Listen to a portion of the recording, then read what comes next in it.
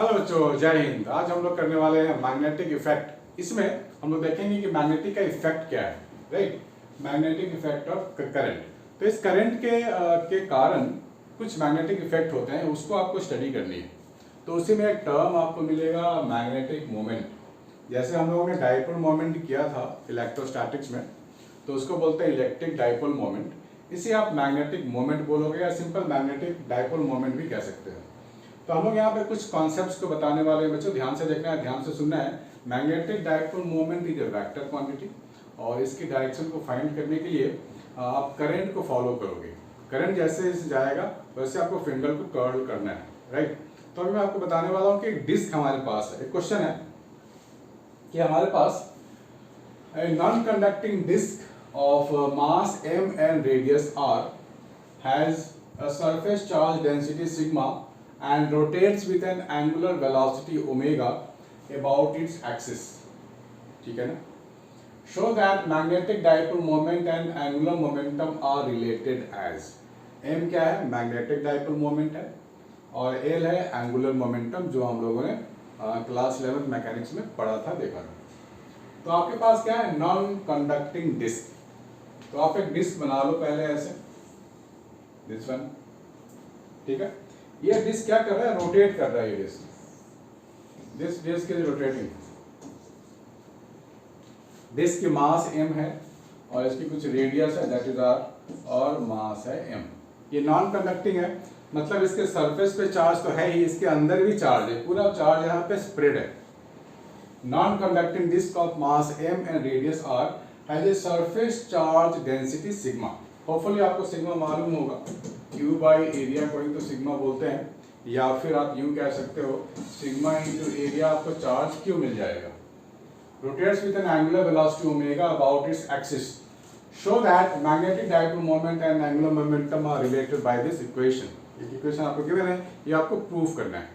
तो चार्ज के बीच spread over है, तो ये जैसे रोटेट करेगा, ये इसका रोटेशन है, यानी कि positive charge rotate this way, तो इसके कारण जो करंट बनेगा उसके कारण आपको डाइपोल मोमेंट फाइंड करनी है। तो हमें मालूम है कि किसी भी स्ट्रक्चर या किसी भी कॉइल का अगर डाइपोल मोमेंट हम लोग लिखते हैं तो क्या लिखते हैं? m से डिनोट करते हैं और I इंटू एरिया लेते हैं, ठीक है। हम लोग क्या करेंगे, यहाँ पर एक छोटी सी डिस्टेंस पे r पे dr थिकनेस का एक पतली सी रिंग ले लेंगे। हम लोग ऐसा क्यों कर रहे हैं? क्योंकि disc is made up of infinite rings. बहुत सारे इनफाइनाइट रिंग को आप जोड़ते चले जाओगे तो आपको एक डिस्क तो मिलेगा, राइट। कोएक्सियल रिंग को आपको जोड़ते जाना है, ऐड करते जाना है, तो आपको डिस्क मिल जाएगा। तो हम लोग किसी एक पतले रिंग के लिए अगर मैं काम कर लूँ, राइट, ये हमने छोटा सा ऐसा पतला सा ये रिंग ले लिया ऐसा, ठीक है ना, ये जिसकी थिकनेस है dr, स्मॉल dr, इसकी थिकनेस क्या है? Small dr। तो जब मैं स्मॉल डाइपोल मोमेंट की बात करूंगा, स्मॉल डाइपोल मोमेंट, तो मैं क्या लिखूंगा? di into da। इसमें जो करंट होगा वो लेना पड़ेगा मुझे, और जो एरिया है वो लेना पड़ेगा, ठीक है ना। तो हम लोग एरिया क्या लेंगे? da क्या लेंगे? हमने अभी तक बहुत सारे एलिमेंट्स एरिया में काम कर चुके हैं, तो इसका एरिया क्या लेंगे? 2 पाई r dr लेंगे, ठीक है ना। और करंट क्या लेंगे? di करंट क्या लेंगे? तो dq बाई dt ले सकते हैं, ठीक है, ये ले सकते हैं। या फिर हम लोग dq into frequency, 1 by dt को तो फ्रीक्वेंसी बोलते हैं ना, फ्रीक्वेंसी ले सकते हैं, क्योंकि हमारे को ओमेगा तो गिवन है, ओमेगा के टर्म में काम करना है हमारे को। और dq की जहाँ तक बात है, हम ये वाला फॉर्मूला लगा सकते हैं। सो सिग्मा इंटू एरिया तो हम लोगों के पास है ना, 2 पाई r dr, ये आपको मिल गया dq इंटू फ्रीक्वेंसी हो जाएगा ओमेगा बाई 2 पाई, राइट। तो ओमेगा तो हमारे को गिवन क्वांटिटी है। So this is the expression of di। अगर हम पूरे डाइपोल मोमेंट की बात करें तो di ये हो जाएगा हमारे पास 2 पाई तो गया, हमारे को मिल जाएगा सिग्मा r dr ओमेगा, ये di हो गया, और एरिया हो जाएगा हमारे पास 2 पाई r dr, ये एरिया हो गया। तो यहाँ पर जो dm बनेगा वो क्या बनेगा? वो बनेगा सिग्मा 2 पाई r क्यूब बन गया, ये ओमेगा भी रहेगा, और ये हो गया r क्यूब dr, ठीक है, आर क्यूब डी आर बन गया। तो R is a variable thing ना, स्मॉल आर तो वेरिएबल है जो जीरो से लेके कैपिटल आर तक वैरी करेगा।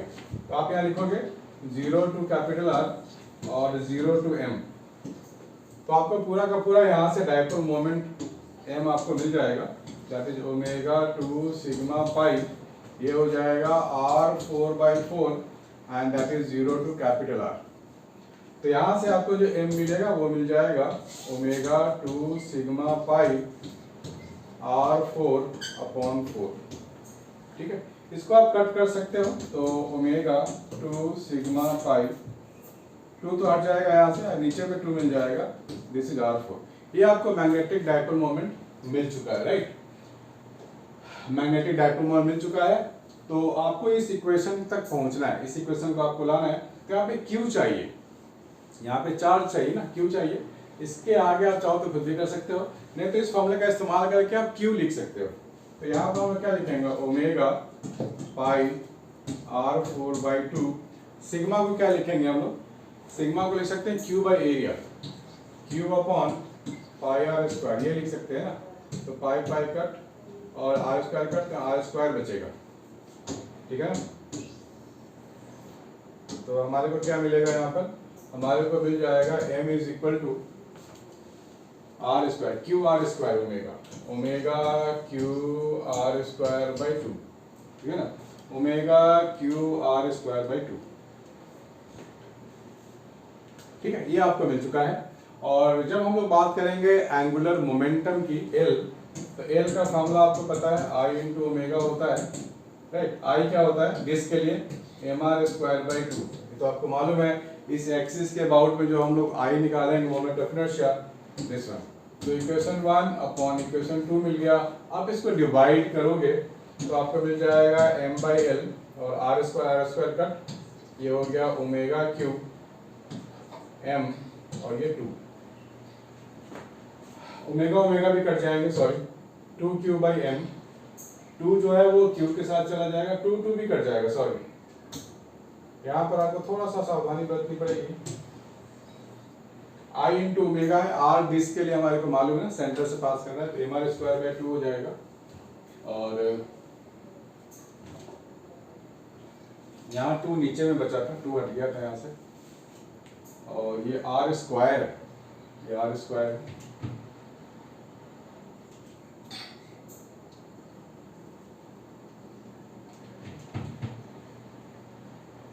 mr स्क्वायर बाई 2, तो 2 तो हट जाएगा, I इंटू ओमेगा है, ये R स्क्वायर बाई 4 है, सॉरी 2 यहाँ रहेगा नहीं, 2 पाई कट गया था, तो ये 2 कभी नहीं रहेगा, this 2 is not going to exist anywhere, ठीक है ना। तो आपको यहाँ पे 2 कभी नहीं मिलेगा, 4 रह जाएगा आपका ये, ठीक है ना, ओमेगा सिग्मा, यहाँ पर 4 रहेगा, ठीक है। ये 4 तो हमेशा ही रहने वाला है, दिस इज 4, तो यहाँ पर आपको ये 4 मिलेगा, और जब आप इसको डिवाइड करोगे तो आपको मिल जाएगा q बाई 2m, ठीक है ना, यही आपको लाना है, ठीक है बच्चों। तो यहाँ से थोड़ा सा 2 पाई कट गया था, हम लोगों ने काटना भूल गए थे। तो आपको ध्यान ये रखना है कि आपको टोटल कॉन्सेप्ट जो ये है कि अगर आपको जहाँ कहाँ पे कैलकुलस इस्तेमाल करना है मैग्नेटिक डायपोल मोमेंट के लिए, उसकी डायरेक्शन भी फाइंड करनी पड़ेगी, क्योंकि magnetic dipole moment is a vector quantity. अब देखो ये रोटेशन ऐसे है, चार्ज पार्ट के रोटेट कर रहा है, चार्ज ये पॉजिटिव चार्ज है, nothing in mention this positive charge है, तो पॉजिटिव चार्ज ऐसा रोटेट करेगा, that means current is this way. तो जिधर करंट है उधर आप 4 फिंगर रखोगे, थंब आपको दे देगा, थंब जो आपको देगा वो मैग्नेटिक डायपोल मोमेंट ही देगा। तो मैग्नेटिक डायपोल मोमेंट की डायरेक्शन अपवर्ड है, m वेक्टर इज अपवर्ड, और ये इक्वेशन हमारे अच्छा है, ठीक है बच्चों। तो कोई भी डाउट हो तो आप मुझे बता सकते हो। अभी 1-2 क्वेश्चन और करके देखेंगे जो मेरे बच्चों के डाउट भी हैं, इसी के बेसिस पे बने रहो और देखते रहो। हाँ बच्चों, this is another question, magnetic field से रिलेटेड है, आपको ध्यान से पढ़ना पड़ेगा, टॉर्क की बातें हो रही हैं, है ना, यहाँ टॉर्क की बातें हो रही हैं। द रेक्टेंगुलर लूप, ये रेक्टेंगुलर लूप है, in the following, in the diagram consist of 100 turns, इसमें 100 टर्न्स भी गिवन है, and carries A current of 5 ampere, magnetic field of magnitude 2 Tesla, magnetic field is directed along y axis, y axis देख पा रहे हो ना, ये y axis है, इधर मैग्नेटिक फील्ड दिया गया है। The loop is free to rotate about z axis. The loop is free to rotate about z axis. Determine the magnitude of net torque exerted on the loop, magnitude of net torque किस पे, loop पे, ठीक है ना। Second part state with 37 degree will increase और decrease, अगर ये loop इधर रोटेट करेगा तो 37 डिग्री की वैल्यू बढ़ जाएगी, और अगर ये वाई एक्सिस के उधर जाएगा तो 37 की डिग्री की वैल्यू कम हो जाएगी, यही तो बताना है ना। तो बेसिकली ये टॉर्क का डायरेक्शन मांगा है, टॉर्क लगेगा किधर, ठीक है ना। देखो बच्चों हम लोगों ने पढ़ा तो है ना टॉर्क का फॉर्मूला,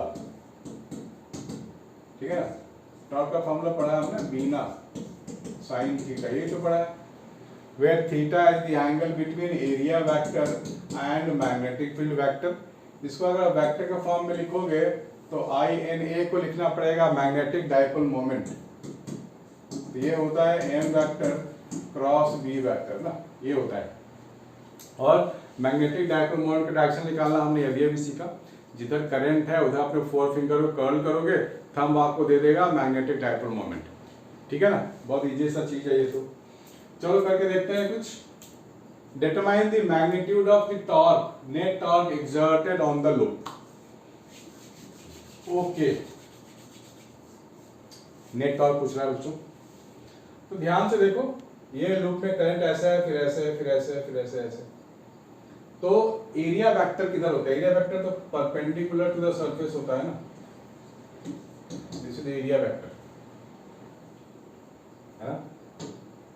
अगर मैं ब्लैक से ड्रॉ करूं तो दिस इज एरिया वेक्टर, ठीक है, मान सकते हैं ना ये लूप ऐसा कुछ है, ये लूप ऐसा कुछ है, एरिया वेक्टर इधर चला जा रहा है, magnetic field horizontal, area vector इधर, ठीक है, चलो अच्छी बात है। तो बेसिकली एरिया वेक्टर और मैग्नेटिक फील्ड के बीच का एंगल देखेंगे, तो ये एंगल कितना मिलेगा मुझे, तो 37 डिग्री मिलेगा ऐसा। तो जब हम टॉर्क की बातें करेंगे तो अब ए क्रॉस भी देख रहे हो, एक तो बी की तरफ मिलेगा इधर, कंपोनेंट इधर, एक कंपोनेंट इधर। तो जब हम लोग मैग्नीट्यूड ऑफ टॉर्क की बात करेंगे और दो चीज फाइंड करनी है, magnitude and direction of the torque, तो बिना साइन थीटा करेंगे, सीधी सी बात है। तो साइन 37 की वैल्यू शायद 4/5 होती है, चेक कर लेना, 4/5 होती है। तो यहाँ पर हम टॉर्क जब निकालेंगे तो क्या लिखेंगे, बी की वैल्यू गिवन है 2, सिर्फ मैग्नीट्यूड की बात कर रहा हूं मैं। Current is given 5, number of turn 100 है, रेक्टेंगल है 7 × 5 का इसका दिया हुआ है 35, 0.35 और साइन 37 मेरे ख्याल से 4/5, चेक कर लेते हैं, 4/5 ही है, साइन 37 4/5, बस चेक कर लेना आप लोग। तो ये आपको मैग्नीट्यूड आ गया, तो मैग्नीट्यूड निकालने में कोई बहुत बड़ी बात नहीं है, ये हम लोग निकाल सकते हैं। अब देखो डायरेक्शन किधर है, ठीक है ना। अब according to this formula M vector cross B vector, तो जो मैग्नेटिक डाइपोल मोमेंट होता है ना वो एरिया के अलोंग ही होता है, इधर ही होता है magnetic dipole moment M vector. तो एम को आप बेंड करोगे इधर, एम क्रॉस बी करेंगे ना, एम क्रॉस बी करेंगे तो नीचे जा रहा है, नेगेटिव जेड एक्सिस की ओर जा रहा है टॉर्क, राइट, नेगेटिव जेड हो गया ना इधर। तो इसका मतलब ये हुआ कि आप एरिया को बेंड करोगे बी की तरफ तो कॉइल भी बेंड हो जाएगा, इधर कॉइल इधर बेंड हो जाएगा ना। कॉइल जब इधर बेंड हो गया तो 37 डिग्री की वैल्यू तो बढ़ जाएगी ना। Determine the magnitude of net torque exerted on the loop, net torque तो हम लोगों ने निकाला, इसमें कोई बहुत बड़ी अच्छी बात है नहीं, कोई बहुत बड़ी बात नहीं है, अच्छी बात तो है। दूसरा स्टेट में 37 डिग्री विल इंक्रीज और डिक्रीज, ऑब्वियस सी बात है टॉर्क तो इधर लग रहा है क्योंकि एरिया वेक्टर बेंड करेगा ऐसे बी की तरफ करेगा ना, क्योंकि ए क्रॉस बी लगा रहे हैं, यानी कि M vector cross B vector लगा रहे हैं। टॉर्क नीचे जा रहा है, टॉर्क नीचे का मतलब है कि ये इधर रोटेट करेगा, है ना, क्लॉकवाइज। हम क्लॉकवाइज रोटेशन की बात करते हैं तो अंदर की, हम लोग नीचे की या अंदर की बात करते हैं ना, स्क्रू वाला रूल। अगर स्क्रू आप टाइट करते हो क्लॉकवाइज तो स्क्रू अंदर जाता है ना, वही रूल यहाँ भी है, वही रूल यहाँ भी है। जब आप ऐसे बेंड करोगे, स्क्रू को ऐसे घुमाओगे तो ये जो टॉर्क है वो नीचे लगेगा, है ना, वो नीचे जाएगा। अगर आप फ्लैट प्लेन की बात करोगे, एंटी क्लॉकवाइज ऐसे घुमाओगे तो स्क्रू अंदर जाएगा। तो वही वाली बात है, ए को बेंड करोगे बी की तरफ तो ये टॉर्क इस पे इधर की ओर लगेगा, ठीक है। तो हम लोगों ने डायरेक्शन फाइंड कर लिया है और 37 डिग्री बढ़ने वाली है, इसको नोट करो, फिर और भी क्वेश्चंस करते हैं एक दो ताकि आपके डाउट पूरे क्लियर हो जाए।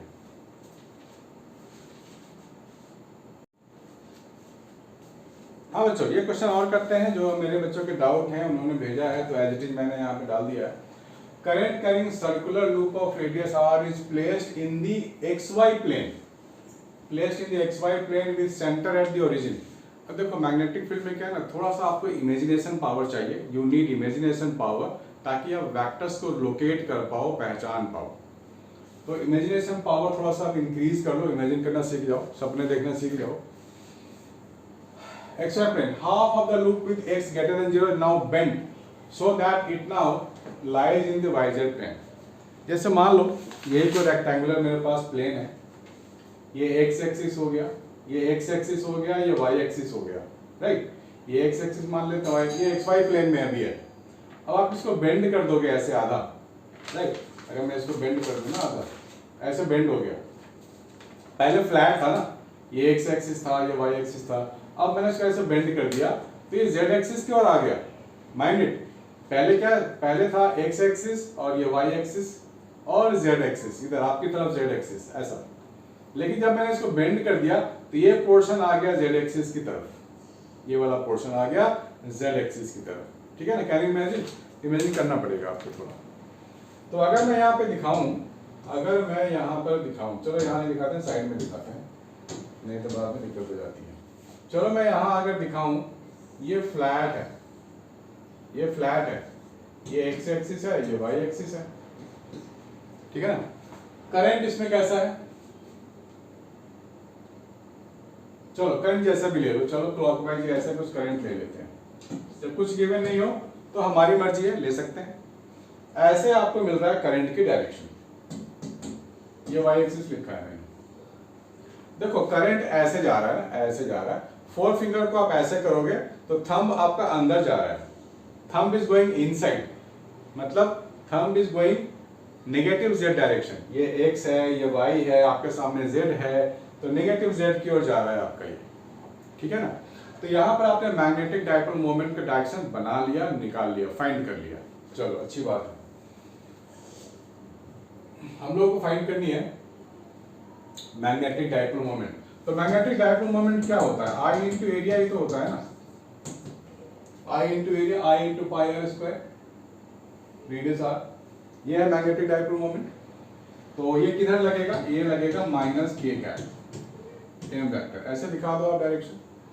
अब हमने इसको आधा पोर्शन का ऐसे बेंड कर दिया, इसको बेंड करेंगे तो z एक्सिस की ओर आ गया। करंट अब ऐसे लेना पड़ेगा मुझे, ऐसा, ठीक है।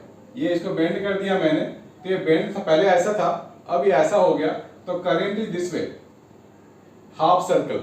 तो हाफ सर्कल के कारण अब देखो करंट ऐसे मिल रहा है, हाफ सर्कल ऐसे, तो करंट ऐसे का मतलब magnetic dipole moment positive x axis की ओर मिल गया। अब ये जो हाफ है वो इसी प्लेन में ओरिजिनली जैसा था वैसा ही है, तो इसके कारण जो आपको मिलेगा, इसके कारण तो करंट इधर जा रहा है, ऐसे आप बेंड करोगे फोर फिंगर करंट की तरफ, थंब अंदर की ओर जा रहा है, यानी कि दो डाइपोल मोमेंट को आपको डील करना पड़ेगा, है। इसको मैं वापस बता रहा हूँ, ये जो पहले फ्लैट था इसको आपने फ्लिप कर दिया, थोड़ा सा 90 डिग्री से फ्लिप कर दिया तो z एक्सिस की ओर आ गया। इसमें जो करंट है वो ऐसा है, तो ऐसे फोर फिंगर को बेंड करोगे तो आपका थंब जा रहा है x पॉजिटिव x एक्सिस की ओर। तो जो मैग्नेटिक डाइपोल मोमेंट आप निकालोगे तो लिखोगे I into pi are square by 2, आधा एरिया को बेंड किया आपने तो आधा एरिया आपको लेना पड़ेगा, इंटू लिखेंगे I कैप, ये हो गया पॉजिटिव x एक्सिस की ओर मैग्नेटिक डाइपोल मोमेंट। और दूसरा क्या है, my, सॉरी mz, ये m1 m2 नाम दे देते हैं, चलो m1 m2 नाम दे देते हैं। दो मैग्नेटिक m1 मिल गया और m2 भी मिलने वाला है। m2 वेक्टर किधर था, m2 वेक्टर करंट ऐसे है तो नेगेटिव अंदर की ओर जा रहा है ये, तो हम लोग क्या लिखेंगे, I pi r square by 2 into minus k cap, ठीक है ना। अब इनका जो कंबाइंड वैल्यू होगा, मैग्नीट्यूड होगा कंबाइंड, m1 और m2, उसको नाम दे दो mr। दोनों की मैग्नीट्यूड तो सेम है लेकिन they are directed at 90 degree, right. तो रिजल्टेंट का फॉर्मूला जब आप लगाओगे, m1 का स्क्वायर प्लस m2 का square plus 2 m1 m2 cos of 90, cos 90 तो हो गया 0, तो आप क्या करोगे, इसको लिख दोगे 0, दिस वन। और m1 की वैल्यू भी m ले लो, क्योंकि मैग्नीट्यूड तो सेम है, हम यहाँ मैग्नीट्यूड निकाल रहे हैं हम लोग। तो यहाँ पे मैं क्या लिखूंगा, यहाँ पे मैं लिखने वाला हूँ m square plus m square, that means m√2 मिल गया आपको, ठीक है ना, m√2 मिल गया। तो m क्या है मेरे पास, i pi r square by 2 into √2 की वैल्यू 1.414 डिवाइड बाई 2 करेंगे तो कितना हो जाएगा, 0.7 के आसपास आएगा, 0.7 i पाई r स्क्वायर। और यहाँ पर जो हमारे पास है वो 1 है, 1 into I pi are square. So पहले ज्यादा था मैग्नेटिक मोमेंट, बेंट होने के पहले मैग्नेटिक मोमेंट ज्यादा था, अभी हो गया 0.7 की कम हो गया, अभी 30% कम हो गया। परसेंटेज भी पूछा जा सकता है इसमें, तो ये इनिशियल था, ये फाइनल है, तो फाइनल वाला कम वैल्यू है, तो आप लिख सकते हो magnitude of magnetic moment now diminishes, कम हो जाएगा, ठीक है ना, मैग्नेटिक मोमेंट कम हो जाएगा, ठीक है, मैग्नेटिक मोमेंट कम हो जाएगा। आगे का ऑप्शन आप देख सकते हो, magnetic moment does not change, नहीं ऐसा तो नहीं है। Magnitude of magnetic field increases unchanged, increase तो नहीं होगा, जब मैग्नेटिक डाइपोल मोमेंट जब कम हो गया है तो मैग्नेटिक फील्ड भी कम हो जाएगा बच्चों, ठीक है ना, बात समझ में आ रही है। देखो सवाल करके देखें, चलो इसको नोट करो पहले। हाँ बच्चों, एक क्वेश्चन और है जो मेरे बच्चों के डाउट है, यहाँ पर यहाँ बोला गया है कि स्क्वायर लूप ABCD, इस पर स्क्वायर है, रेक्टेंगल नहीं है, ABCD, चलो फर्क नहीं पड़ता उससे। Carrying a current I is placed in uniform magnetic field B as shown, ये जो B है वो Z एक्सिस की ओर लग रहा है। The loop can rotate about the axis, x dash के अबाउट पे लूप रोटेट कर रहा है ऐसे। The plane of the loop makes an angle theta with the direction of B. Oh, the plane of the loop makes an angle theta with the direction of the magnetic field. चलो अच्छी बात है। और B तो दिखा रहा है Z axis के, यानी कि Z एक्सिस के साथ जो प्लेन ऑफ द लूप है वो थीटा है। Through what angle will the loop rotate by itself before the torque on it becomes zero? Oh, यानी कि आपको टॉर्क को ना जीरो की ओर ले जाना है। टॉर्क जीरो का मतलब ये होता है बच्चों, टॉर्क का फॉर्मूला हमने अभी अभी देखा ना, टॉर्क का फॉर्मूला हम लोगों ने क्या देखा, m vector cross b vector. अगर इस क्रॉस प्रोडक्ट को जीरो होना है तो जो मैग्नेटिक डाइपोल मोमेंट है must be parallel to magnetic field. अगर ये दोनों पैरेलल हो जाते हैं तो आपको टॉर्क जीरो मिलेगा, अंडा मिलेगा। तो थोड़ा सा इमेजिनेशन पावर को बढ़ा लो बच्चों, ठीक है ना, ये डैश डैश, ये एक्स एक्सिस है ऐसा, और आगे जाके एरो डैश डैश, यानी कि मैग्नेटिक फील्ड आपकी तरफ है ऐसा, दिस इज मैग्नेटिक फील्ड, यानी कि जेड एक्सिस, इधर जेड एक्सिस हो गया, इधर एक्स एक्सिस हो गया, ठीक है ना। तो आपको वाई एक्सिस तो ऐसे ड्रॉ करनी पड़ेगी, ठीक है ना, ध्यान से करना है आपको। फिर से देख लो, ये जेड एक्सिस है और ये एक्स एक्सिस है, तो ये हो जाएगा हमारे लिए वाई एक्सिस। तो आप ऐसे ड्रॉ कर लो ना परपेंडिकुलर ऐसे, दिस इज वाई एक्सिस और ये एंगल है 90 डिग्री, ठीक है, बढ़िया। अब आप सोचो मैग्नेटिक डाइपोल मोमेंट के बारे में। करंट देख रहे हो ऐसे क्लॉकवाइज है, करंट ऐसे है क्लॉकवाइज, तो क्लॉकवाइज के अकॉर्डिंग आप फिंगर को ऐसे रोटेट करोगे तो थंब अंदर की ओर जा रहा है, तो आप ऐसे दिखाओगे मैग्नेटिक डाइपोल मोमेंट, ठीक है ना। ये एंगल थीटा है तो ये हो जाएगा 90 माइनस थीटा, तो ये हो जाएगा फिर से थीटा, ठीक है ना। तो थीटा और थीटा आपने आपको यहाँ दिख गया है। एम को अगर बेंड किया जाए, पैरेलल कब होगा, जब एम को थीटा और 90 यानी कि 90 प्लस थीटा से मैं एम को बेंड कर दूं बी की तरफ लाने के लिए, तो पैरेलल हो जाएंगे दोनों ऐसे हो जाएंगे ना पैरेलल। तो 90 प्लस थीटा से मैं बेंड कर दूं तो टॉर्क विल बी जीरो। तो मेरा आंसर इस केस में क्या हो जाएगा, 90 प्लस थीटा, ठीक है बच्चों। 90 प्लस थीटा से हमने बेंड किया तो बी की तरफ आ गया और एम और बी एक ही डायरेक्शन में हो जाएंगे तो टॉर्क विल बी जीरो, ठीक है। So that is all about magnetic dipole moment. एक काफी इंपॉर्टेंट टॉपिक है बच्चों, इसको मिस नहीं करना है, ये क्योंकि वेक्टर क्वांटिटी है, बहुत सारे बच्चे इसको स्केलर लेके चलते हैं, ऐसा नहीं करना है। अभी हम लोग जेईई मेंस के एडवांस भी आगे क्वेश्चंस करने वाले हैं और नीट के क्वेश्चंस भी करने वाले हैं। तो बच्चों लाइक कमेंट शेयर रुकनी नहीं चाहिए ताकि मैं आगे आपके लिए अच्छे से कंटेंट ला सकूं। तो मिलते हैं नेक्स्ट वीडियो में, बाय एंड टेक केयर।